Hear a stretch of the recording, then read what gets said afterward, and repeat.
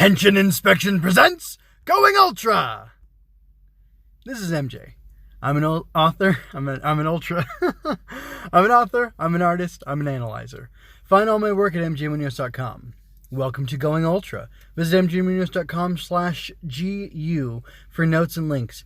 And don't forget to subscribe, like, share, and comment to help me grow. So, I'm having a lot of technical difficulties. I don't know what's going on, but all my apps are breaking, and I do everything for my review stuff on my phone. I take screenshots, I download images, I edit them in image apps. I have a collage app that I use. I have a app that I use for recording videos and stuff. Actually, I'm using a audio recorder right now, HiQ MP3. It has not broken. So a little shout out to the HiQ people because, well, their stuff is good, apparently, and it's not breaking. I really don't know what's going on with the rest of my stuff, but that's not what I want to talk to you about. I want to talk to you about Ultraman Z episode 7, and this is a second recording because I just wasted a lot of time in the previous one, and I don't want to do that. That's not who I want to be. So I'm trying to trim this up. I put a lot of thought into this and into reformatting it, and everything was all set to go, and then it didn't work. Anyway, this is episode 7 of Ultraman Z, His Majesty's Medal. It was originally aired August 1st, 2020. The writer was Sotaro Hayashi, who wrote the previous episode as well, and the director for both 6 and 7 is Koichi Sakamoto. So I have a new format that I wanted to go over. I don't know how well I'm going to be able to do it without my notes, but I'm going to try. So I've got basically nitpicks, flashy stuff that I liked from the episode, and then more substantive or deeper things that I liked, or that I want to talk about. Not necessarily that I liked, but that drew my attention and I feel deserve some conversation. So I'm going to go ahead and do that now, 2 minutes into the recording. So my one nitpick is that I don't know how Yoko was able to fight, and Haruki as well, how they were able to fight against those androids. We saw Hibikura knock them down, but he also got shot, and he was fine because he's juggler. He's not just a regular dude. And, despite the fact that Yoko and Haruki have training, they're normal humans, and we see Haruki punch one of them in the chest plate, and his hand hurts, and he's kind of, having difficulty doing any damage to them. Yoko as well struggles. I don't remember, did they get guns? How did they end up fighting them in the lab? I don't remember, or not in the lab, but regardless, it was in the lab. That's where my man Riku got kidnapped from. Anyway, I don't know. So there's a little bit of inconsistency there. I was actually waiting for them to pull out weapons of some sort. They have guns that they use later on in the second fight against the ultra putties. That's what I'm going to call them. And that was cool, and it was interesting, and it made sense that they were having to fight them with that. Of course, when we had Z transform into human size and take over Haruki's body, he was able to use his, Ultraman strength and his Ultraman powers and weapons and whatnot against them, and that was pretty cool to see. But I just don't get why they were able to fight against them, and Yoko being left, it almost felt like I don't know. It almost felt like she was left to herself to deal with them when neither she nor Haruki could really deal with them. He had to turn into Ultraman, and then he had to go and rescue her. So, overall, is it really a nitpick? It is. It's a nitpick. I'm being judgy and picky about something that I don't really, have to be. So, anyway, on to the positive, flashy stuff that I really enjoyed. I loved seeing Ultraman Z in human size. That was super cool. My first full Ultraman series, I guess you could say, was season 1 of the Ultraman Netflix anime made from the 2011 manga. It's an adaptation of that, and he's human size for some strange reason, despite the fact that Ultraman in the past, his dad, Shin Hayata, was gigantic. So Shinjiro, or whatever his name is, he was a tiny Ultraman. And that was pretty cool. And we got to see a tiny Ultraman here with Z. So that was a lot of fun. I liked seeing that. I liked the dance fight thing that he did with Yoko, fighting those Ultra Putties. It was, silly and whimsical and fun, and I really enjoyed it. And I loved how she was swooning all over him. That was a lot of fun. I liked seeing all the different Belial monster forms that the scavenger dude was able to conjure. And I really like the idea of him having cloned that, not him, but the parasite within him, having cloned that dark having cloned the Z-Riser, making a dark Z-Riser, and then he can, forge dark metals off of it and whatever from monster scraps. And then this whole thing with him sucking those Belial factors out of Riku and using them, that was really cool. And one of the things I liked about it is that he's like making up names for them on the fly, sort of. And then the Riser is saying what the actual names of the kaiju are, which was a pretty cool detail because depending on how powerful the influence of the parasite is on him, or how much it's controlling him, or are there two minds working in there? Are they working together, or what's going on? I'm not really sure. There would be certain information that he wouldn't have that the parasite has. So I thought that was pretty cool. It's just a nice little world building detail. I always was bothered by like, let's look at the viewing globe. This is such and such monster, and it has these powers. Well, how do you know that? How do you know what they call themselves? So that's a little like sci-fi techie, realistic type thing that was put in here, even though there's silly stuff. So that was all cool. I loved the sunset fight. It was an amazing looking fight. Seeing Zero come in was super cool. I actually have another nitpick about the whole time travel thing, the way he rescued himself with time. How's that possible? But I don't know anything about Zero, so maybe that's one of his powers.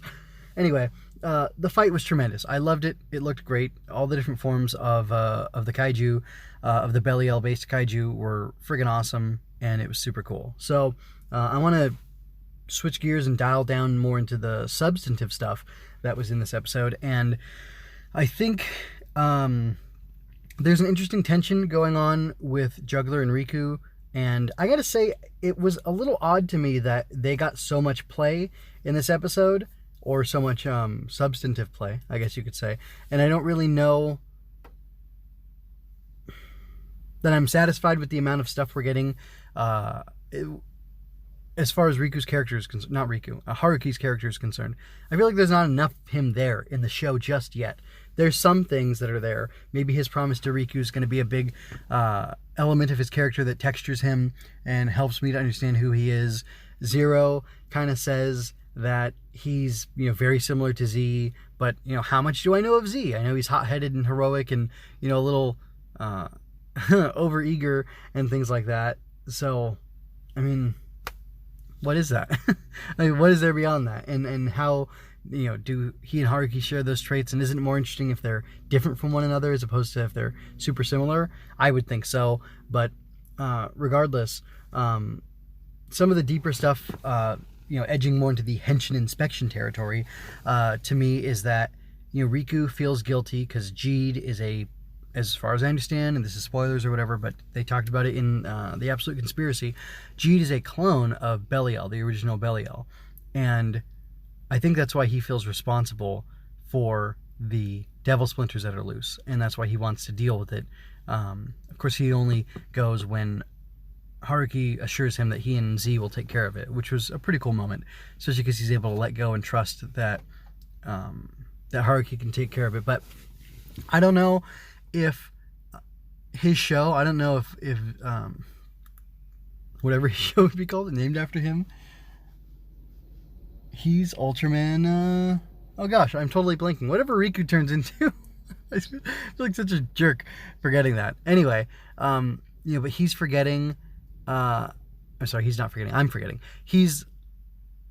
He was responsible, or he feels a responsibility for the Devil Splinters because they came from Belial, his father, who he's a clone of, and he wants to deal with that legacy and the darkness in it, and he wants to rectify the negativity that came from his family line. So that's really cool that he wants to take that negativity, stop it, from hurting other people, and capture it. And I guess he had this stuff inside of him, but he'd had it harnessed in some way where it wasn't a big deal, which makes him more of a parallel to Juggler, or makes Juggler more of a parallel to him, where he says he's trying to become a good guy. He also says some stuff that makes me a little suspicious, that he wants to find out what the mastermind behind all this stuff, the kidnapping and such, is up to, and that could be because he's still a villain and he wants to capture his power source and maybe take over his plan, or just enrich himself with it in some way, whether that's monetarily, metaphysically, in his power level, whatever. I don't know how anything works in the world of Ultraman as far as the deeper things of the universe like that, but then again, he could just also be trying to figure out what this guy's master plan is, so that he can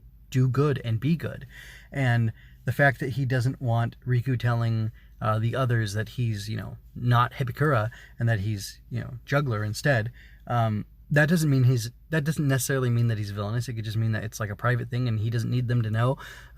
Just like Haruki's not telling all of them that he's Ultraman, unlike Shin Hayata in the Marvel Trials of Ultraman.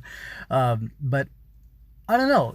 It feels like Juggler's like trying to redeem himself, and in a way Riku's trying to redeem himself because he's a clone, so he's trying to fix that. You get that. You're smart enough. I trust that you get it. And that just seems really interesting to me, and I like it because there's kind of an examination of like what it means to change and what it means to reform oneself, what it means to become a hero or a good guy, simply put it, as Juggler said. And I find that very fascinating. And obviously Riku's going on to his to other adventures, and he's had his own show, but I haven't seen enough of Juggler, and we're getting introduced to this new character arc for him in this episode, so that's pretty interesting, and I'm looking to see where it goes and how it develops. But I don't want it to happen at the cost of giving up time with Haruki to see him develop and grow as a character. Like, he's got personality quirks and traits and os and stuff like that, but I'm not sure about the rest of him, and I'd like to see a little bit more of that. So I'm going to go ahead and start wrapping up. It's a long wrap up. It's a long goodbye. It happens every night. Go ahead and please check out my review of the Trials of Ultraman, as well as Radiant Black issues 1 and 2. Those are through Swinging Through Comics. If you go to mjmunoz.com/STC, you can find those there. And if you check out my various channels, such as the Odyssey channel, I did put up Radiant Black 2 there, and I put up Trials of Ultraman number 1 there, my analysis of those after I read them, obviously. You can also check out my script for, well, no, you can do that over there. Forget about the script for now.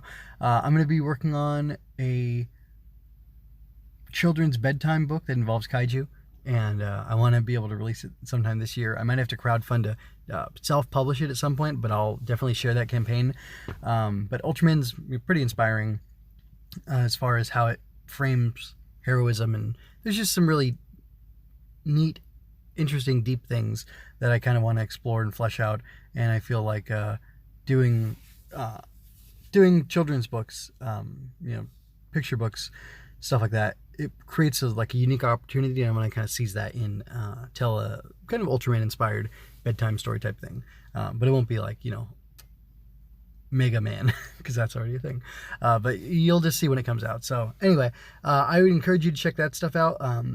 Check out my Odyssey, follow me over on MeWe. There should be links in the show notes to follow me there. You can see all, I kind of put all of me over there so you can see the different things I'm talking about, outside of Ultraman, up to and including Ultraman, but beyond that as well.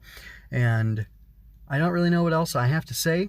I want to encourage you to remember that you don't have to shout Henshin to be a hero, and I leave you with peace and blessings, and until next time, folks, take care. One more thing real quick. I don't know how I'm going to get the video version out of this, but I definitely will have audio. If you like the video over the audio, I don't know what to tell you. I'm trying to solve these technical difficulties, but I'm going to get the audio post-released as soon as I possibly can. And I've got show notes, and I've got everything prepped. And I even have images that, well, anyway, it doesn't matter. These technical difficulties are really weird, and I wish that they weren't happening. But here we are. You got to roll on with things and make it work, right? If you want to get stuff done, you just got to make it work. I can't sit around and hesitate or something like that. That sort of sounds like what Riku said.